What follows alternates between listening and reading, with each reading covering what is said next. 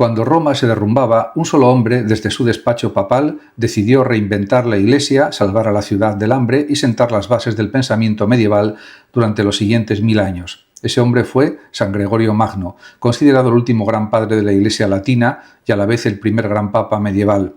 Nació hacia el año 540 en Roma, en el seno de una familia aristocrática y profundamente cristiana. Su bisabuelo había sido papa, Félix III.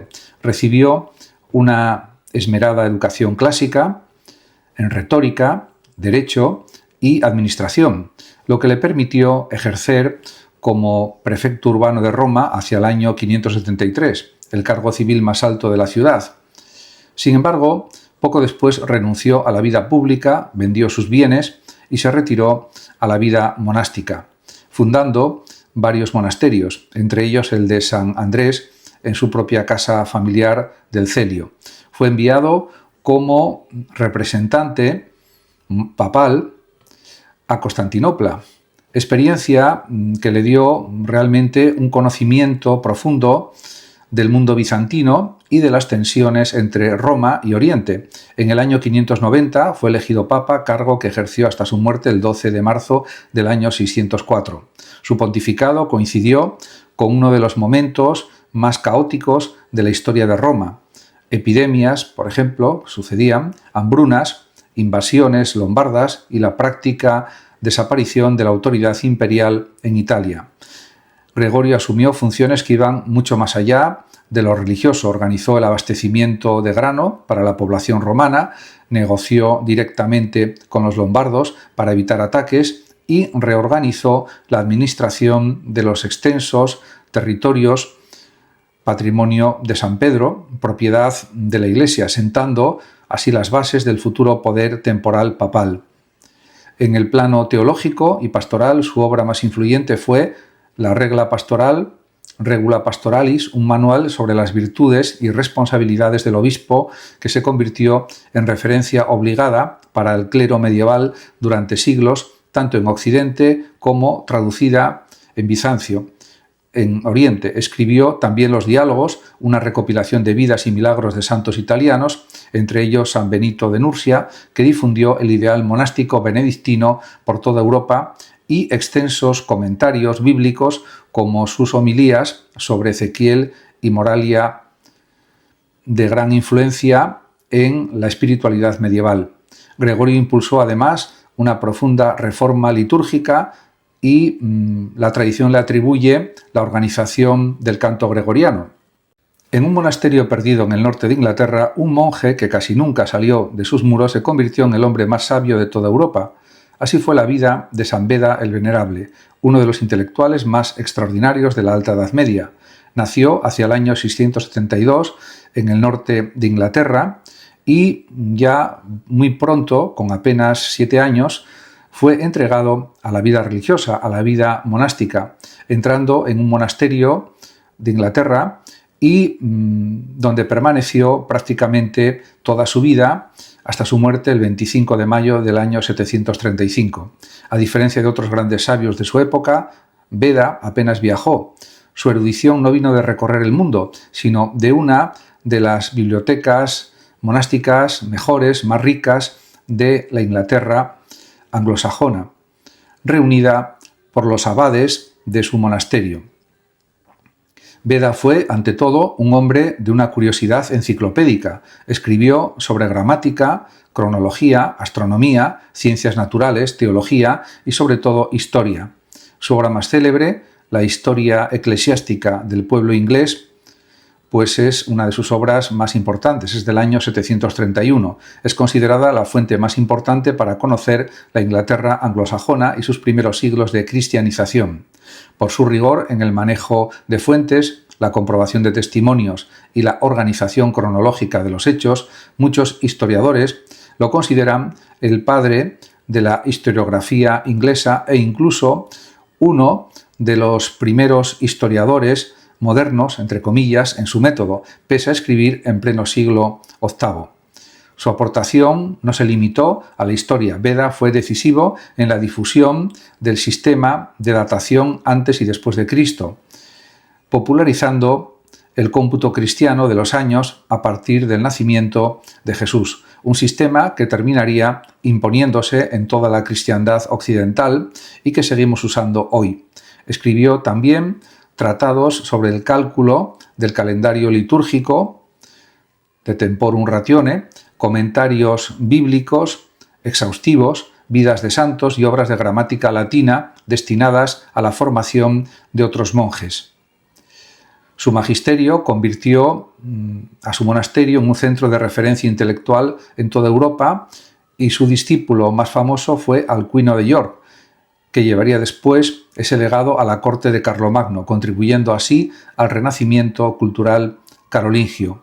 De este modo, aunque Beda nunca salió de su rincón monástico, su influencia se propagó por todo el continente europeo. Un solo hombre intentó salvar todo el saber de la antigüedad, antes de que se perdiera para siempre. Lo consiguió. Así podría resumirse la hazaña de San Isidoro de Sevilla, el último gran erudito del mundo antiguo y a la vez el primer gran maestro de la Edad Media. En un momento en que Europa se fragmentaba, tras la caída del Imperio Romano, y el saber clásico corría peligro de desaparecer entre guerras, invasiones y bibliotecas incendiadas, Isidoro se propuso una tarea titánica: recopilar, ordenar y transmitir todo el conocimiento humano conocido hasta entonces. Isidoro nació hacia el año 560, probablemente en Cartagena o Sevilla, en el seno de una familia hispano-romana de gran relieve eclesiástico. 3 de sus hermanos, Leandro, Fulgencio y Florentina, fueron también santos. Sucedió a su hermano Leandro como obispo de Sevilla en torno al año 600, cargo que ocupó durante más de 3 décadas, hasta su muerte el 4 de abril del 636. Como obispo, Isidoro fue una figura clave en la consolidación de la Iglesia visigoda en Hispania. Presidió concilios decisivos, entre ellos el Cuarto Concilio de Toledo del 633, que unificó la liturgia, reforzó la disciplina eclesiástica y promovió la creación de escuelas catedralicias para formar al clero, sentando las bases educativas de buena parte de la España medieval. Contribuyó también a consolidar la conversión de los visigodos, antes arrianos, al catolicismo niceno. Pero su legado más extraordinario es literario y enciclopédico. Su obra cumbre, Las Etimologías, en 20 libros, es una auténtica enciclopedia del saber antiguo. Abarca gramática, retórica, matemáticas, medicina, derecho, teología, zoología, geografía, arquitectura y un largo etcétera, todo explicado a menudo a partir del origen real o imaginado de las palabras. Esta obra se convirtió en el libro de referencia más copiado y consultado durante toda la Edad Media, presente en prácticamente cualquier biblioteca monástica europea durante siglos. Entre sus otras obras destacan La historia de los godos, vándalos y suevos, crónica esencial para conocer la Hispania visigoda, De Natura Rerum, un tratado sobre fenómenos naturales y astronómicos, y Las Sentencias, un compendio de doctrina moral y teológica. Escribió también obras exegéticas, biográficas y gramaticales, siempre con la misma voluntad didáctica: no innovar, sino conservar y transmitir. Por esta razón se le considera el gran puente entre la cultura clásica y la medieval, y en 1997 la Iglesia lo proclamó patrono de Internet en un guiño moderno a su papel histórico. Ambrosio nació hacia el año 340 en Tréveris, en el seno de una familia romana de alto rango. Su padre era prefecto del pretorio de las Galias. Se formó en retórica y derecho en Roma y desarrolló una carrera política brillante hasta convertirse hacia el año 370 en gobernador consular de la provincia de Liguria y Emilia, con sede en Milán, entonces una de las capitales del Imperio Romano de Occidente. Su elección como obispo de Milán en el 374 fue casi accidental. Acudió a la catedral para apaciguar una disputa entre católicos y arrianos por la sucesión episcopal, y la multitud, sorprendida por su ecuanimidad, lo aclamó obispo pese a que ni siquiera había sido bautizado. En pocos días recibió el bautismo, las órdenes menores y la consagración episcopal, iniciando así una de las trayectorias más influyentes de la Iglesia occidental. Como obispo, Ambrosio destacó por varios logros. Combatió con firmeza El arrianismo, defendiendo la plena divinidad de Cristo frente a los sectores arrianos que gozaban de apoyo en la corte imperial, impulsó la liturgia ambrosiana, todavía viva en Milán, y compuso himnos litúrgicos que marcaron el desarrollo del canto cristiano occidental. Fue también un predicador extraordinario. Sus sermones sobre la escritura, cargados de alegoría, atrajeron a numerosos oyentes cultos, entre ellos un joven profesor de retórica llamado Agustín de Hipona. La influencia sobre Agustín fue decisiva. Agustín llegó a Milán en el 384 buscando un puesto académico, escéptico ante el cristianismo rústico que conocía. La elocuencia de Ambrosio y su lectura alegórica del Antiguo Testamento le abrieron una vía intelectual para aceptar la fe sin renunciar a la razón. Ambrosio lo bautizó personalmente en la vigilia pascual del año 387, un episodio que Agustín narra con emoción en sus confesiones.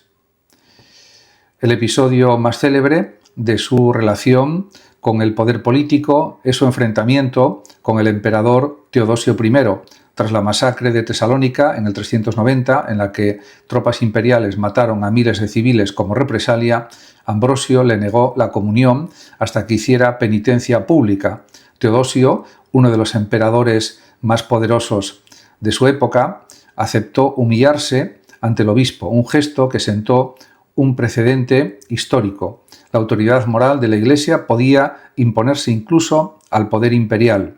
Ambrosio resumió este principio con su célebre fórmula de que el emperador está dentro de la Iglesia, no por encima de ella. Ambrosio murió en Milán el 4 de abril del 397. La Audiencia Provincial de Madrid, a través de una sala de 5 magistrados, ha resuelto los recursos presentados por la Fiscalía y las defensas contra el auto del juez instructor Juan Carlos Peinado, que había enviado a juicio con jurado popular a Begoña Gómez, esposa del presidente del Gobierno, a su asesora Cristina Álvarez y al empresario Juan Carlos Barrabés, por un total de 4 presuntos delitos. El tribunal ha estimado parcialmente esos recursos. Por un lado, ha descartado 2 de los 4 delitos que planteaba Peinado, corrupción en los negocios y apropiación indebida, y mantiene solo 2, tráfico de influencias y malversación de caudales públicos, es decir, reduce a la mitad la acusación original, pero no la elimina. Begoña Gómez seguirá siendo juzgada por estos 2 delitos, tanto en relación con la creación de una cátedra universitaria como con su posible intermediación en favor de Barrabés y por el uso de una asistente personal costeada con fondos públicos para fines privados. Cristina Álvarez, por su parte, irá a juicio únicamente por un presunto delito de malversación relacionado con un software desarrollado en esa misma cátedra. Barrabés, en cambio, queda excluido del banquillo del jurado popular tras estimarse el recurso de su defensa. Además de recortar los delitos imputados, la audiencia ha rectificado otra decisión relevante de Peinado. Ha levantado las medidas cautelares que pesaban sobre Gómez y Álvarez, retirada del pasaporte, prohibición de salir de España y comparecencias quincenales ante el juzgado, al considerar que no existe riesgo real de fuga, aunque exige que ambas permanezcan localizables. Esto ha permitido a Begoña Gómez recuperar su pasaporte después de una polémica reciente en la que Peinado le había pedido que justificara sellos de entradas y salidas del país. En síntesis, la audiencia corrige al juez instructor en varios puntos: menos delitos, sin medidas cautelares restrictivas y un acusado menos en el banquillo, pero confirma lo esencial de su tesis, que existen indicios suficientes para que Begoña Gómez y su asesora se sienten ante un jurado popular de 9 ciudadanos, algo que la propia defensa había intentado evitar pidiendo el archivo del caso. El juicio con jurado, por tanto, sigue adelante.